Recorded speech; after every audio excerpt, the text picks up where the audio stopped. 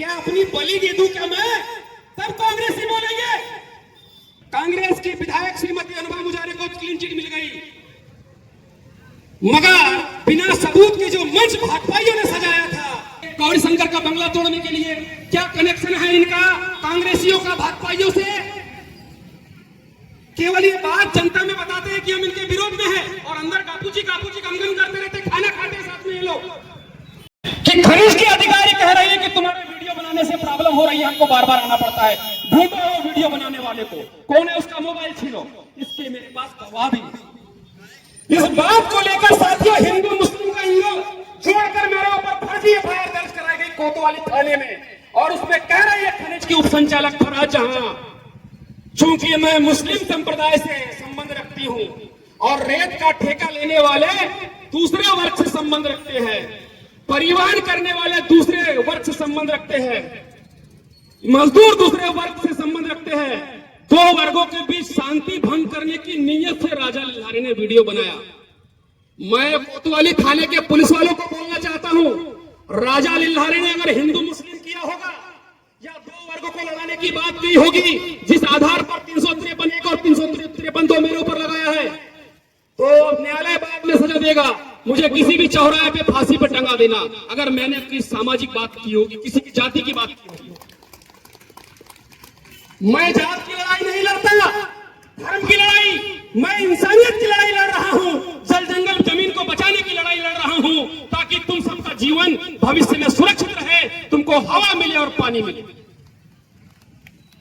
इस तरह का अत्याचार प्रशासन से मिलकर मेरे ऊपर किया जा रहा है साथियों, और मैं जानता हूं कि इनके पीछे गौरीशंकर बिसेन है, क्योंकि जब से गौरीशंकर बिसेन के पीछे मैं पड़ा हूं तब से गौरीशंकर बिसेन षड्यंत्र कर रहा है। मुझे ऐसा लग रहा है 17 तारीख को आरटीआई लगाए, 20 तारीख को फर्जी मामला इनने मेरे ऊपर बनाया, क्योंकि गौरीशंकर के जमीन के आधे दस्तावेज मैं अभी तक निकाल चुका हूं, आधे दस्तावेज अभी मेरे पास आने के हैं, और जिस दिन मेरे पास दस्तावेज आ गए तो गौरीशंकर को दिल्ली के प्राइम मिनिस्टर भी नहीं बचा सकते। गौरीशंकर को बंगला तोड़ना ही पड़ेगा, और यही कलेक्टर और एसडीएम और तहसीलदार गौरीशंकर का बंगला तोड़ेंगे, क्योंकि मुझे संविधान पे और इस देश के न्यायालय पे पूरा भरोसा है। भले ही समय कितना भी लगे, मगर गौरीशंकर नहीं बचने वाला जमीन घोटाले से। साथियों, ये गौरीशंकर का तो एक जमीन घोटाला मुख्यालय का, और मैंने मुख्यालय की बात इसलिए करी क्योंकि यहाँ पर सबका आना जाना होता है, सेंटर है बालाघाट।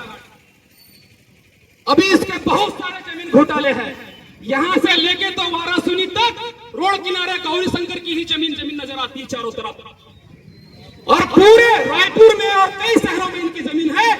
मैं बहुत सारे दस्तावेज खंगाल चुका हूं और खंगालने वाला हूं। गौरीशंकर बिसेन की बेटी मौसम हरिनखेड़े बैयर में जाकर बिरसा मुंडा की जयंती पर जल जंगल जमीन पे बड़ी बड़ी वकालत कर रही थी। मैं पूछना चाहता हूं मौसम हरिनखेड़े से, तुम्हारे पिताजी ने जो बंगला बनाया है, नक्शे में कई सारे पेड़ हैं, वो पेड़ कहां गायब हुए बताओ जरा, कहां गायब हुए? एक तरफ बताते हो बिरसा मुंडा के आदर्श की बात करते हो और दूसरी तरफ खुद ही जंगल उजाड़ते हो। क्या स्पेशल लाइसेंस तुमको अलग से मिला हुआ है बाकी लोगों से हटकर? किस तरह का ये दोहरा चरित्र है तुम्हारा? और इसमें साथियों जितने भाजपा के लोग दोषी है इस जिले की तबाही के, उतने ही ज्यादा कांग्रेस के लोग दोषी। एक घटना से मैं आपको समझाना चाहूंगा। आपको मालूम होगा ये वो नेहा श्रीवास्तव के मामले में मौसम हरिनखेड़े ने एक मंच सजाया था भाजपा के लोगों का, और कांग्रेस की पूरी ऐसी तैसी कर दी थी।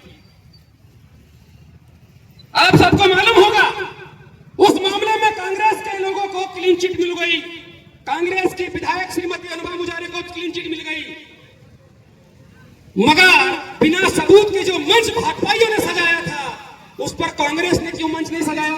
भाजपा की पोल खोलने के लिए, गौरीशंकर का बंगला तोड़ने के लिए। क्या कनेक्शन है इनका कांग्रेसियों का भाजपाइयों से?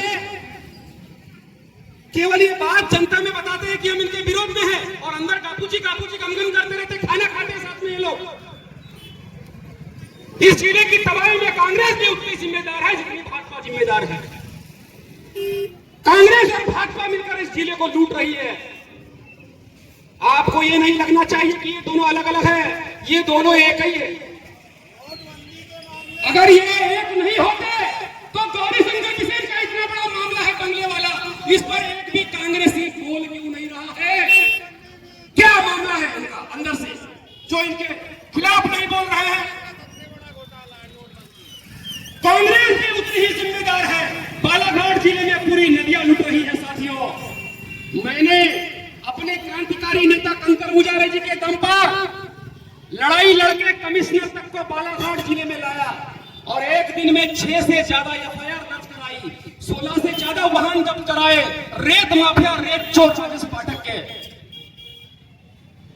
और उसके बाद लगातार कार्रवाई करके चिचोली घाट में मेरे साथियों से शिकायत करवा के मैंने उस घाट को एनजीटी से प्रतिबंधित कर दिया है। एक भी कांग्रेस के लोग क्यों नहीं बोल रहे हैं? क्या साबित कर दूं? क्या अपनी बलि दे दूं? क्या मैं सब कांग्रेसी बोलेंगे? साथियों, जिस तरह से बालाघाट में, प्रदेश में और देश में भाजपा चल रही है, लोगों को बातों से बेवकूफ बना रही है, उसका एक उदाहरण देकर समझा रहा हूं मैं आपको। भाजपा का विकास केवल शब्दों में है। इंदौर भारत का सबसे स्वच्छ शहर माना जाता है और उस स्वच्छ शहर में दूषित पानी पी के 24 लोगों की मौत हो जाती है। ये भाजपा का विकास है साथियों, इस बात से आप समझ सकते हैं। जुबान पे वंदे मातरम और कर्मों में फंदे मातरम है इनके। ये राम की बात करते हैं और बताते हैं कि हमने राम को लाया है और हम बड़े धार्मिक लोग हैं। अरे धार्मिक पार्टी के लोग गाय कटवाते हैं क्या? बताओ जरा। धार्मिक पार्टी के लोग दारू बिकवाते हैं क्या? इस देश में दारू बिक रही है और बता रहे हम धार्मिक पार्टी के लोग हैं। गाय कट रही है, बता रहे धार्मिक पार्टी के लोग हैं। राम ने क्या कहा था? राम ने कहा था, रघुचल रीत सदा चल आई, प्राण जाई पर वचन न जाई। इस देश के मुखिया ने इस देश को कितने